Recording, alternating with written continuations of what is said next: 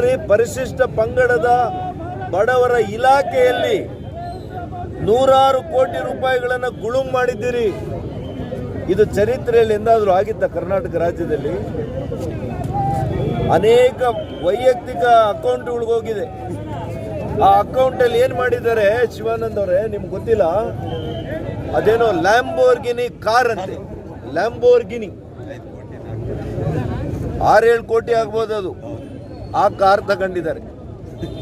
ಪರಿಶಿಷ್ಟ ಪಂಗಡದ ಬಡವರ ಅಭಿವೃದ್ಧಿ ನಿಗಮದ ಒಂದು ಹಣದಲ್ಲಿ ಈ ಥರ ಮಾಡಿದ್ದಾರೆ ಅಂದರೆ ಈ ಸರ್ಕಾರ ಇರಲಿಕ್ಕೆ ಇವತ್ತು ನೈತಿಕತೆ ಇದೆಯಾ? ಈ ಸರ್ಕಾರಕ್ಕೆ ಆಡಳಿತ ಮಾಡುವಂಥ ನೈತಿಕತೆ ಉಳಿದಿದೆಯಾ ಅಂತ ನಾನು ಕೇಳಲಿಕ್ಕೆ ಬಯಸ್ತೀನಿ. JDSನ ವತಿಯಿಂದ ಏನು ಈ ಒಂದು ಕಾಂಗ್ರೆಸ್ ಸರ್ಕಾರ ಡೀಸೆಲ್ ಮತ್ತು ಪೆಟ್ರೋಲ್ ದರವನ್ನು ರೂಪಾಯಿ ಮತ್ತು ಪೆಟ್ರೋಲ್ ದರವನ್ನು 3 ರೂಪಾಯಿ ಹೆಚ್ಚಿಗೆ ಮಾಡಿ ಇವತ್ತು ಜನವಿರೋಧಿ ಸರ್ಕಾರ ಅಂತೇಳಿ ಇವತ್ತು ಪ್ರೂವ್ ಮಾಡ್ಕೊಂಡಿದ್ದಾರೆ. ಹಿಂದೆ ಇದೇ ಸರ್ಕಾರ ಮಾನ್ಯ ಮುಖ್ಯಮಂತ್ರಿಗಳು ಮತ್ತು ಉಪಮುಖ್ಯಮಂತ್ರಿಗಳು ಡೀಸೆಲ್ ದರ ಏರಿಕೆ ಆದಾಗ ಇದನ್ನು ಖಂಡಿಸಿ ಈ ಭ್ರಷ್ಟ BJP ಸರ್ಕಾರ ಅಂತೇಳಿ ಏನು BJP ಸರ್ಕಾರದ ಮೇಲೆ ಆಪಾದನೆ ಮಾಡಿದ್ರು. ಇವತ್ತು ನಾವು ಭ್ರಷ್ಟ ಕಾಂಗ್ರೆಸ್ ಸರ್ಕಾರ ಇವತ್ತು ಬಡವರು ಉಪಯೋಗಿಸ್ತಕ್ಕಂಥ ಎಲ್ಲ ಬೆಲೆಗಳು ಕೂಡ ಗಗನಕ್ಕೆ ಹೋಗ್ತದೆ. ಇವತ್ತು ಅಕ್ಕಿ ಇರ್ಬೋದು, ಬೇಳೆ ಇರ್ಬೋದು, ಎಣ್ಣೆ ಇರ್ಬೋದು, ರೈತರು ಉಪಯೋಗಿಸ್ತಕ್ಕಂಥ ಈ ಮೆನ್ಯೂರ್ಸ್ ಇರ್ಬೋದು, ರಸಗೊಬ್ಬರಗಳಿರ್ಬೋದು, ಕ್ರಿಮಿನಾಶಕಗಳಿರ್ಬೋದು, ಪ್ರತಿಯೊಂದು ಕೂಡ ಇವತ್ತು ಜಾಸ್ತಿ ಆಗ್ತದೆ. ಹಾಗಾಗಿ ಇವತ್ತು ಈ ಸರ್ಕಾರದ ಧೋರಣೆ ವಿರುದ್ಧ ಇವತ್ತು ಒಂದು ಬೃಹತ್ ಪ್ರತಿಭಟನೆಯನ್ನು ಮಾಡಿದ್ದೀವಿ. ಮುಂದಿನ ದಿನಗಳಲ್ಲಿ ರಸ್ತೆ ಇರಕ್ಕುವಂಥ ಒಂದು ದೊಡ್ಡ ಪ್ರತಿಭಟನೆಯನ್ನು ಮಾಡಿ ಈ ತೈಲ ಬೆಲೆ ಇಳಿಸೋವರೆಗೂ ಕೂಡ ಈ ಹೋರಾಟ ನಿಲ್ಲೋದಿಲ್ಲ.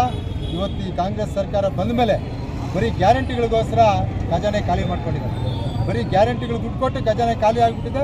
ಅದಕ್ಕೆ ಇವತ್ತು ಏನು ವಿದ್ಯುತ್ ದರ ಜಾಸ್ತಿ ಮಾಡಿದ್ರು, ಆಮೇಲೆ ನೋಂದಾವಣೆ ದರ ರಿಜಿಸ್ಟ್ರೇಷನ್ ಫೀಸ್ ಜಾಸ್ತಿ ಮಾಡಿದ್ರು, ಎಲೆಕ್ಟ್ರಿಕಲ್ ದರ ಜಾಸ್ತಿ ಮಾಡಿದ್ರು, ಪ್ರತಿಯೊಂದು ದರ ಜಾಸ್ತಿ ಮಾಡಿ ಬರೀ ಗ್ಯಾರಂಟಿಗಳು ಕೊಡಲಿಕ್ಕೆ ಸರ್ಕಾರ ಪಾಪರಾಗಿದೆ.